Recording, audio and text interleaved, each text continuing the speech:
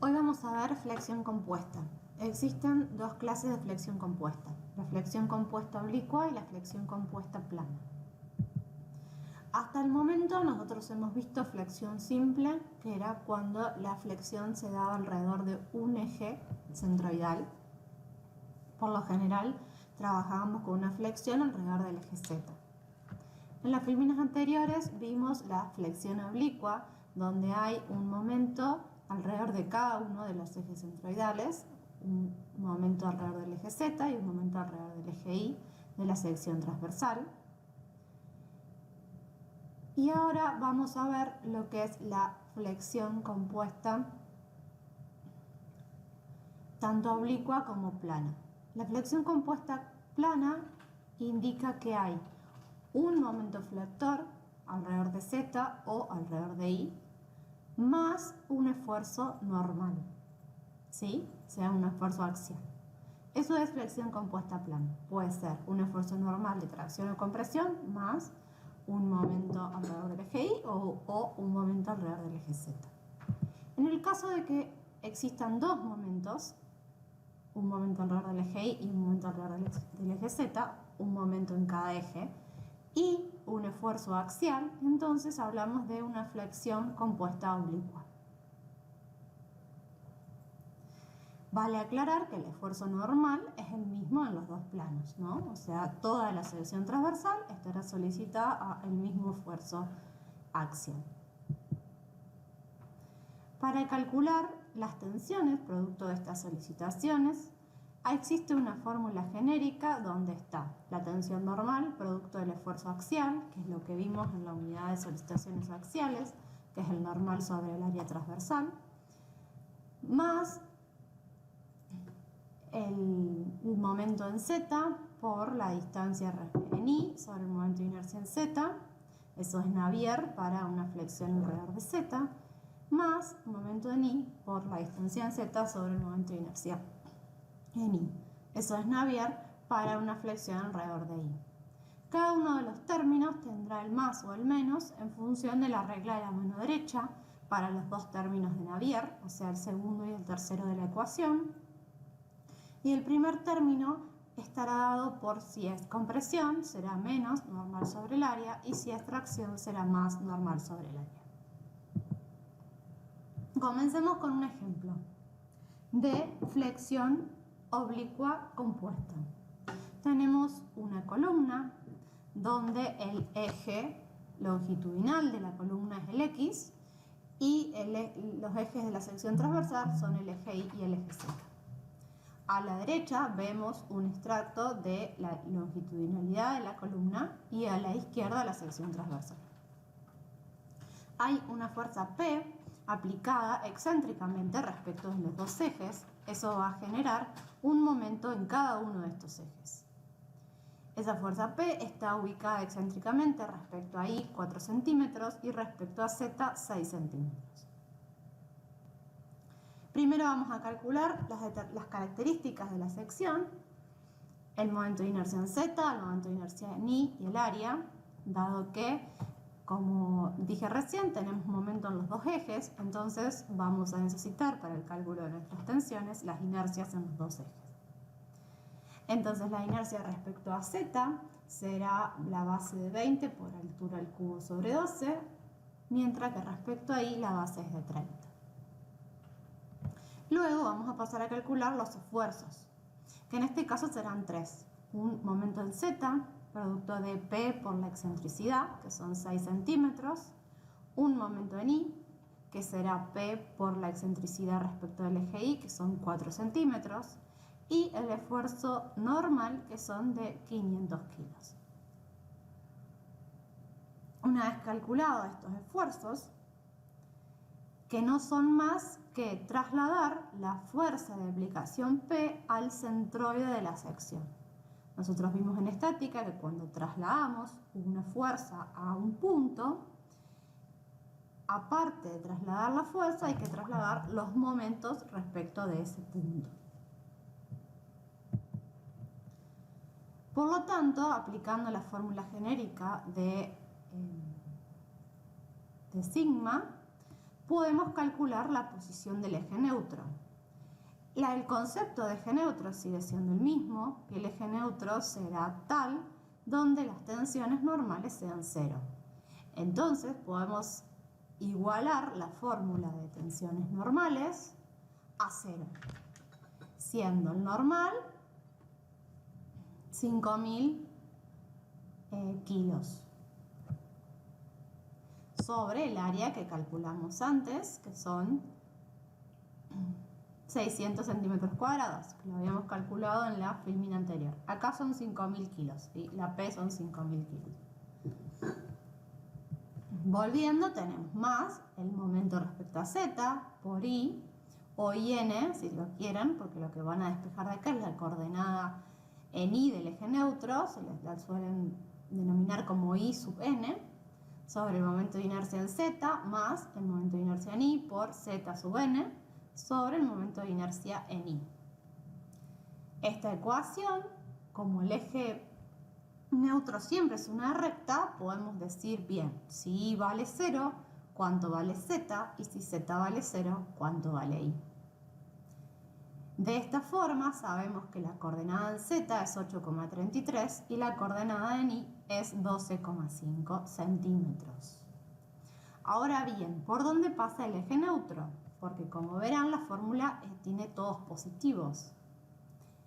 Entonces, lo que tenemos que analizar es el concepto de eje neutro y las tensiones de compresión y tracción de cada esfuerzo en función de la regla de la mano derecha. Para esto vamos a hacer la superposición de acciones. Tenemos que por el esfuerzo normal toda la sección transversal está comprimida. Por el vector de MI solo la parte superior está comprimida. Y por el vector momento MZ solo la parte de la derecha está comprimida. Lo que tenemos en una flexión compuesta oblicua es la superposición de las tres cosas, lo que nos da que el único cuadrante comprimido es el indicado en la figura, que concuerda con el cuadrante donde está aplicada la fuerza de compresión. Es importante que sepan que el eje neutro pasa siempre por el cuadrante opuesto a donde está aplicada la fuerza, ¿sí? Por lo tanto, el eje neutro pasará por el cuadrante opuesto a donde está aplicada la fuerza. Si lo analizan, verán que no es más que cuando teníamos flexión oblicua, el eje neutro pasaba por el centroide. Al existir un esfuerzo axial, se corre hacia un cuadrante o hacia el otro, ¿sí? Entonces, los signos de las coordenadas del eje neutro calculado, que hasta ahora no le habíamos puesto signo, simplemente habíamos calculado el valor, el módulo, serán ambos positivos de acuerdo al sentido de los ejes indicados en este ejercicio. Ahora nos queda calcular las tensiones máximas o las tensiones en los puntos requeridos y el diagrama de tensiones normales. La ecuación es la misma, solo que ahora veamos. El primer término, donde es normal sobre área, será negativo porque la fuerza P está comprimiendo toda la sección transversal. El segundo término, que tenemos mz por I sobre el momento de inercia en Z, dependerá en qué punto de la sección transversal yo quiero saber mi tensión normal. Primero estamos calculando la tensión normal en A. Entonces, mz para el punto A, que está en el vértice superior derecho, por la regla de la mano derecha, recuerden que el pulgar es el sentido del vector y los otros 4 dedos, si están entrante a la pantalla, comprimen y si están saliente, traccionan. Entonces, el punto A, según el momento en Z, genera una tensión normal de compresión. Entonces, todo este término es menos. De esta forma, evitamos colocarle signos a los momentos y a las distancias, ¿sí?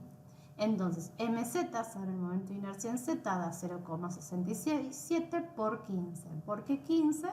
Porque teníamos un largo de la sección transversal de 30, entonces mz hacia A son 15. Y MI en el punto A también es de compresión. Entonces, aplicando el mismo concepto, tenemos menos MI sobre momento de inercia en I, queda 1, por 10, porque la altura de la sección transversal es 20, entonces MI al punto A son 10. Lo que nos da una tensión de compresión de menos 28,3 kilocentímetros cuadrados. Cuando analizamos el punto B, la tensión producto del esfuerzo normal es el mismo, y lo que cambia en el segundo y en el tercer término es que ahora ambos se sumarán, porque tanto el momento en Z respecto al punto B tracciona y el momento en I respecto del punto B también tracciona. De esta manera podemos graficar el diagrama bitriangular de tensiones normales, donde tenemos tensión normal en A de compresión y tensión normal en B de tracción. Y en el eje neutro siempre las tensiones son nulas. El diagrama lo pueden dibujar de este lado o lo pueden dibujar por arriba de la sección, es lo mismo. El ejemplo 2 que vemos ahora ya no es un punto excéntrico en la sección transversal, sino que es una viga en voladizo, donde tienen un esfuerzo P1 paralelo al eje Z, o sea, entrante a la pantalla, un esfuerzo P2, que es paralelo al eje I, P3, perdón, y uno P2, que es de compresión de la viga en voladizo. Nuestro esfuerzo P3 generará un momento en Z, nuestro esfuerzo P1 generará un momento en I, ¿sí? Las fuerzas paralelas a I generan un momento en Z, las fuerzas paralelas a Z generan un momento en I, siempre que estén dentro del plano. Y la fuerza axial P2 generará un esfuerzo de compresión. Entonces, vemos que la sección transversal tiene 40 de largo por 20 de alto. Lo primero que hacemos es determinar las características de la sección, calculando momento de inercia en Z y momento de inercia en I y el área. Luego los esfuerzos, que este será P3 por L, que son 2 metros, MZ, P1 por L, MI, y el normal, que son 300 kilos de compresión.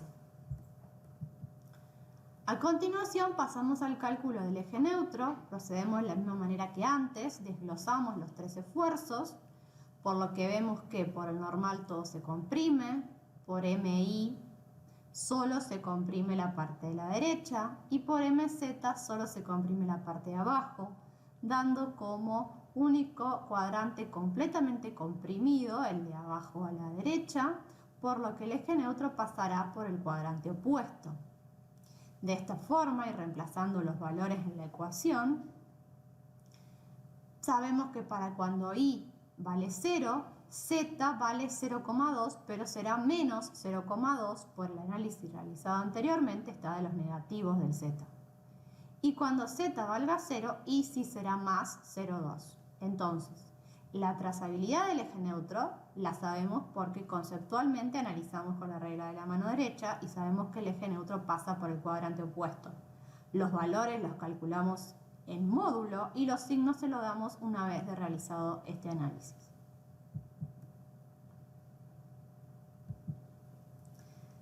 Posteriormente tenemos que graficar el diagrama de tensiones, que aplicando la misma fórmula que venimos utilizando tendremos menos la tensión producto del esfuerzo normal, porque es un esfuerzo axial de compresión, para el sigma A por momento en Z, volviendo, para el sigma A, perdón, hasta arriba, para el sigma A por momento en Z está traccionado, entonces será más MI por momento de inercia en Z por 10, más porque para MI el punto A también está traccionado, por 20, siendo la tensión de tracción 55,7 kilocentímetros cuadrados.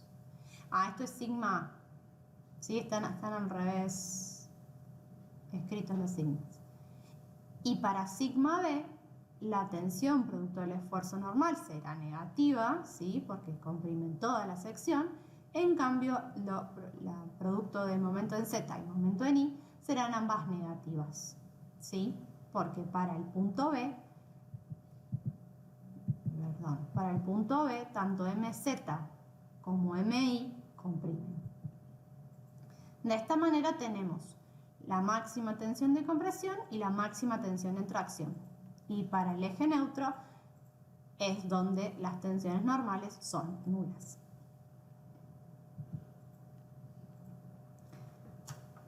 Hasta el momento vimos flexión compuesta oblicua. Ahora vamos a ver flexión compuesta plana. Y como les dije anteriormente, la única diferencia es que acá existe únicamente un momento en alguno de los ejes y un axial. Comencemos por flexión compuesta plana en el plano XY. Entonces tendrán un axial de compresión en X y una fuerza P1 que generará un momento alrededor de Z. Primero calculamos las características de la sección. Al ser un momento únicamente alrededor de Z, únicamente vamos a necesitar la inercia en Z. Vamos a calcular el momento estático máximo, porque también es posible que nos pidan el corte, tensión tangencial, y el área. Calculamos los esfuerzos, el momento máximo que se da en el voladizo, el corte y el axial. Acá volvemos a superponer los esfuerzos, en este caso son 2, porque es un momento y un axial. Antes teníamos 3, ahora tenemos 2. Tenemos un axial que es completamente de compresión, más un momento que comprime las fibras inferiores y tracciona las fibras superiores. Lo que haciendo la superposición nos queda que la mayor zona comprimida es la que está por debajo.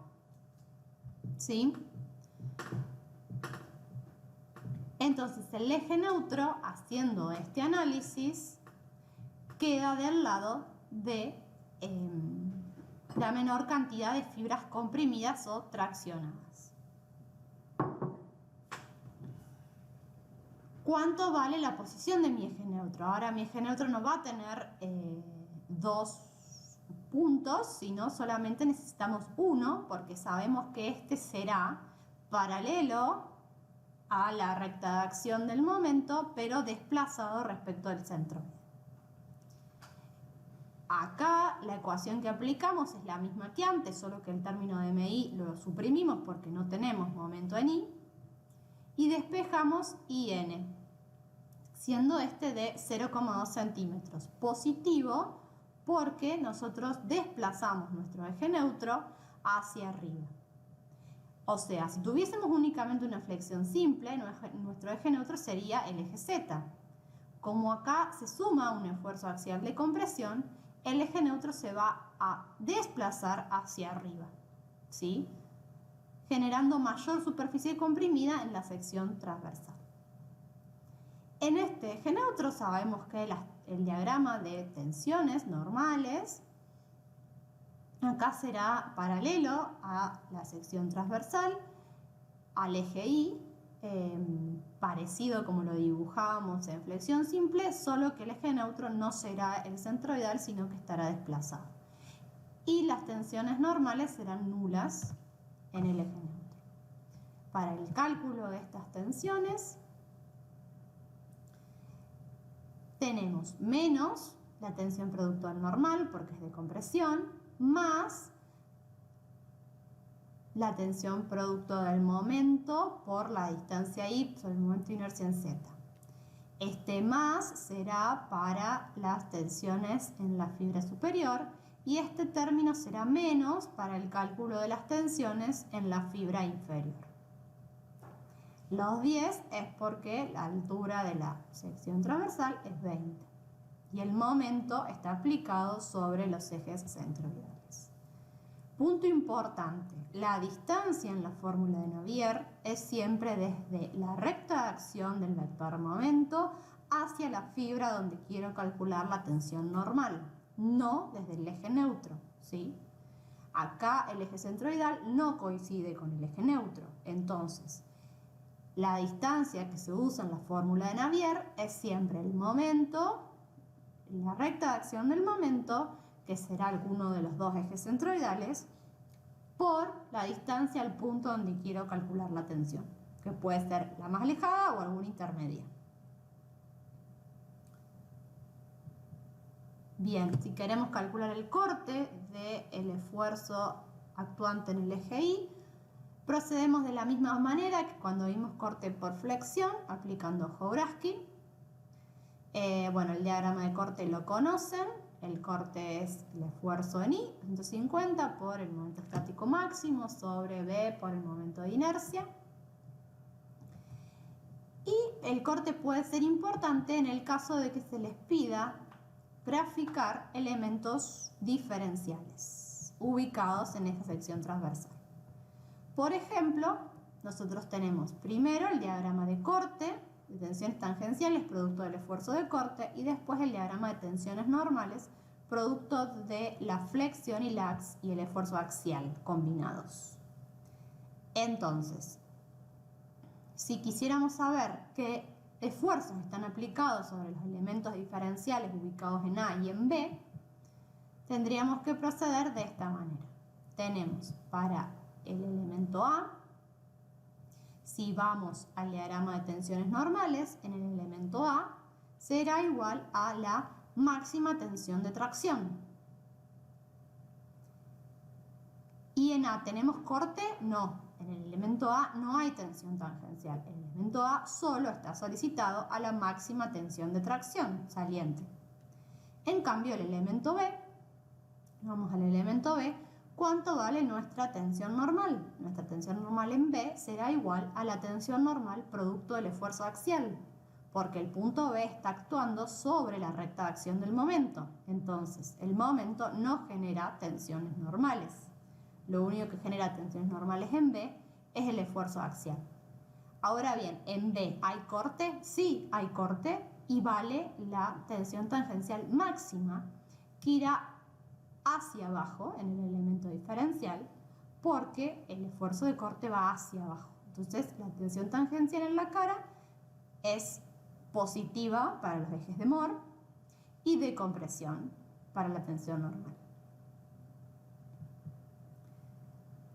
Lo otro que vamos a ver es la flexión compuesta plana en el otro plano. Recién vimos el XY, ahora vamos a ver el XZ. Seguimos igual, tenemos un esfuerzo axial de 300 kilos, pero tenemos un esfuerzo de corte paralelo al eje Z que generó un momento en Y y un corte en Z. La sección transversal tiene las mismas dimensiones, por lo tanto las características de la sección son las mismas.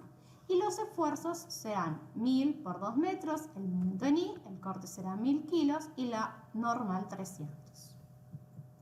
Procediendo de la misma manera, hacemos superposición de los esfuerzos externos que generan tensiones normales, que es el momento flector y el normal. El normal tenemos todo el área comprimida. El momento flector nos da que el área de la derecha se comprime y el área de la izquierda se tracciona.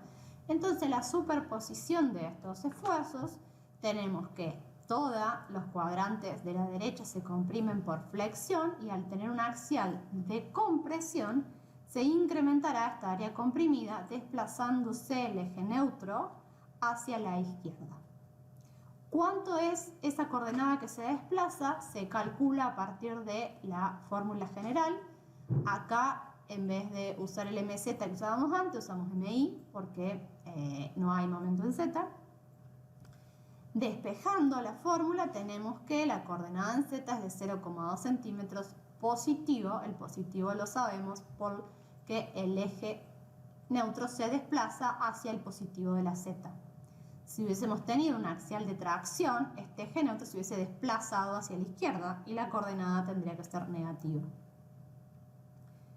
Por lo tanto, podemos trazar el diagrama de tensiones normales, siendo a la izquierda la máxima tensión a tracción y a la derecha la máxima tensión a compresión. Y donde está el eje neutro, las tensiones son nulas, ¿sí? Donde está el eje neutro, que no es el eje centroidal. Pasamos a calcular estas tensiones, tenemos que para la máxima tensión de tracción tendremos menos el esfuerzo, las tensiones producto del esfuerzo axial, más las tensiones productos de MI, porque todos los cuadrantes de la izquierda se tracciona producto del momento en I. Y a la derecha tendremos menos las tensiones producto del esfuerzo normal, menos las tensiones productos del momento flector I, ¿sí? Menos porque son de compresión.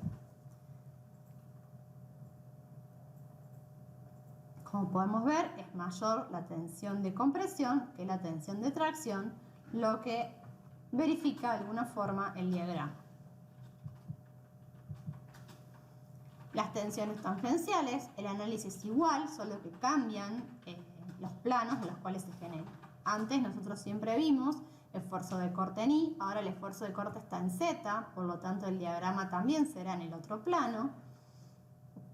Calculamos las tensiones tangenciales siendo TZ por el momento estático máximo. Este momento estático máximo ahora será calculado a partir de este eje vertical y no el horizontal, o sea, será 20 por 20 por 10 sobre 20 en este caso, ¿sí?